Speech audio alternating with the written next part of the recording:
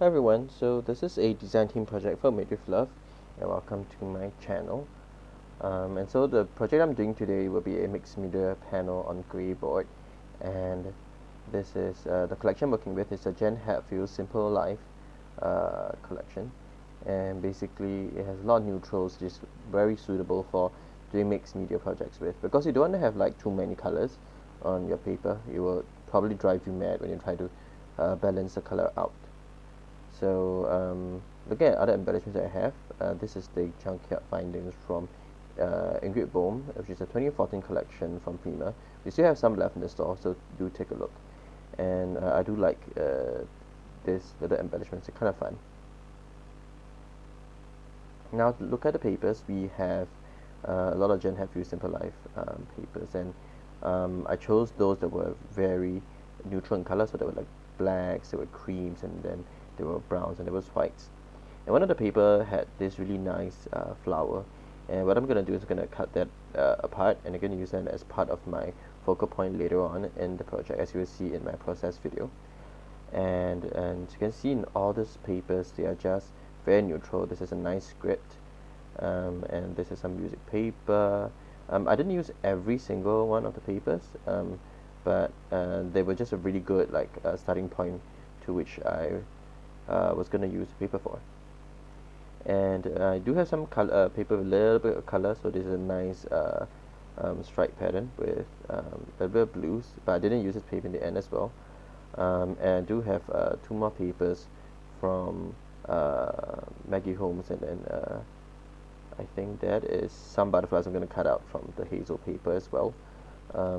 And so the theme of the color that I'm looking at is basically blues, yellows, and greens.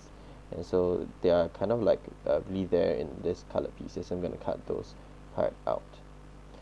So now let's take a look at the mediums that we'll be using. There are two types of mediums we're looking at generally, which is the acrylic paints as well as the watercolor paints, which are very popular in the scrapbooking industry right now.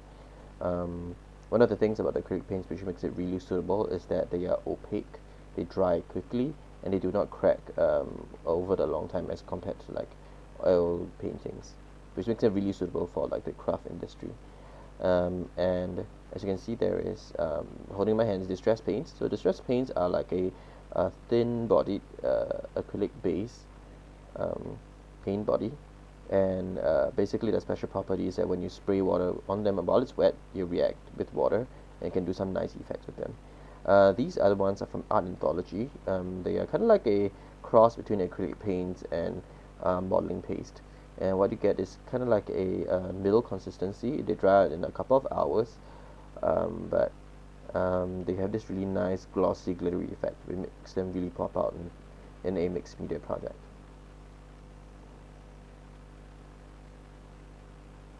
And finally, those two last bottles that I'll be looking at are actually from Prima,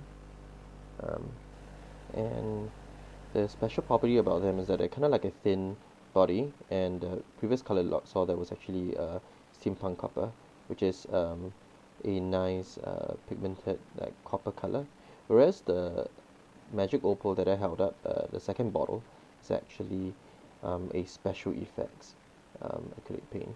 And so as you can see, when I paint onto a light surface, it takes on a nice vanilla shimmery look, whereas when on the dark surface, it's actually a shimmery aquamarine. So, which is different from like the steampunk copper paint. But as you can see, they're both very thin, and they contain a lot more mica than they do pigment, so it gives them a kind of like a nice translucent-ish sort of look. So they do deviate in that sense about the opacity of acrylic paints. Okay, let's take a look at another medium, which is actually watercolor. And so I'll take out some watercolors for just to show you.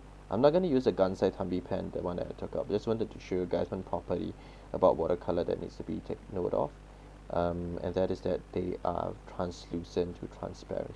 So as you can see, as I paint it through, as my water expels like the pigment, it goes into this nice ombre look, and it's almost transparent. And so that is kind of like a property of watercolor. Now they do have some opacity, but it is not that opaque, and that's what makes this color really nice. And as you can see on that background, I actually do have the watercolor pencils, the vintage level. And so one of the ways that you can use watercolor pencils instead of like coloring on dry and then putting water later on is actually to pick up the water with the pencils and color your image directly, and basically you already have an activated like water stick of sorts, and you get a really nice effect, as I'll go on to show later on when I'm coloring my wood veneers in. And okay, now on to the project proper. So I'm gonna go through this relatively fast, and so do speed up my video. But basically what I'm doing here is I'm putting some multi-matte medium from Ranger so that I can stick my paper down onto the grey board.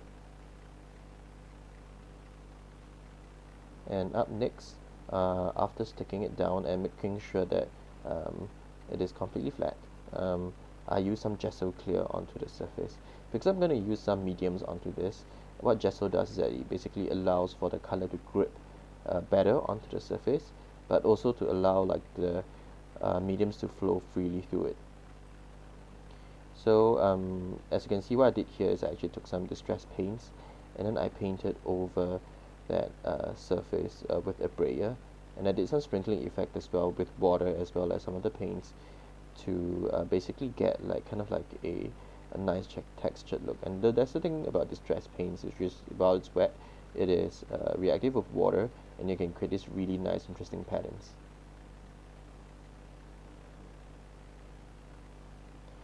Now on to the next thing that I'm doing, and basically I'm already using my wet watercolor pencils to color into those areas, and they will flow on like butter, and it's really nice when you actually see it in real life. And just in case you're wondering where do I know where to color, I already had like a base layer of like a paler blue, and I went the darker blue over the areas where there are more lines.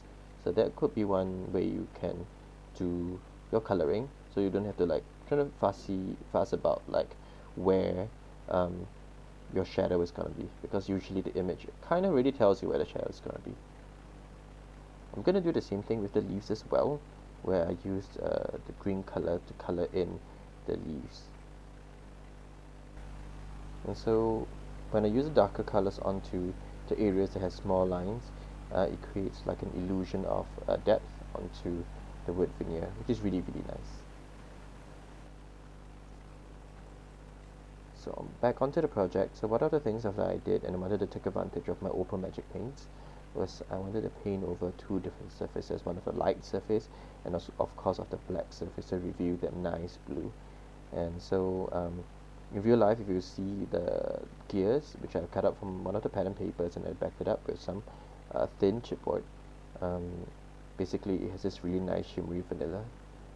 It goes really well with the yellow at the back. And I've taken out more of the elements just to see where they're going to be placed at. Now one of the things I'm going to do to the word love, put the wood veneer in the set as well, is going to use my Anthology blue topaz to create like a nice textured painterly look onto the surface. And because this is a very heavy body acrylic paint, it will take a little bit while to dry, but basically what you get is really nice patterns, which I take it to my advantage, work it to my advantage later on when I use my steampunk copper, which is a thin body acrylic paint. So it's almost like a modern clay, so you will hold on to like the brush strokes that I remain on the wood veneer.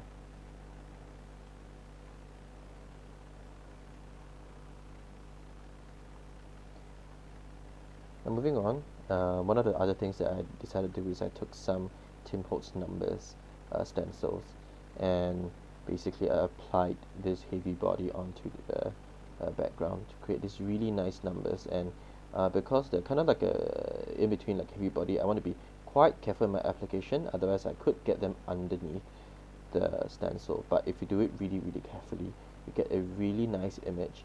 And because of the heavier body, and it really creates this really nice pop, and it is really wonderful. It really rewards you in the image that I created. I was just really happy with the result. And let's not forget that it actually does hold on to the texture that you put on with the palette, so you do get like kind of like raised bumps onto it, which I did use it to my advantage later on. Now on to that focal point. So one of the things you want to do when working with a focal point is really you want to create a cluster, and what that does is that it really draws your attention towards that area. So on the opposing side of the rest of the altered mixed media project, they should be preferably less crowded, so that the eye has a place to rest. But in this area where all the thing is happening at is where you want to make sure that you get a lot of layering on, and this creates a lot of interest and a lot of attention to the area. So I did take a lot of the wood veneers and I layered one over the other and over another, and really creates this very interesting multi-layered project. It really draws the eye into that area. And I was just checking out to see whether it was dried. So it was kind of somewhat dried after like a couple of hours. And one of the things that I did was I applied steampunk copper onto the areas in which the blue topaz was on. And then after sticking some images down, I'm going to layer my focal point into place. And you will also see that I have leaned my focal point to be in the same area, because I really did want like the upper right corner to feel imbalanced, but intentionally, so people know, that's a place where my eye rests, but everywhere else is where the layering happens. You see me doing that with the three butterfly images as well. What I'm doing now is actually I'm triangulating. So I'm drawing the attention of three repeated motifs to basically create a triangle, and that creates an illusion of framing, and it draws the eye into that cluster area there where the action is happening. And you will also see that the butterflies I've chosen, they match well with the color, so they're either a variant of green, blue, or yellow.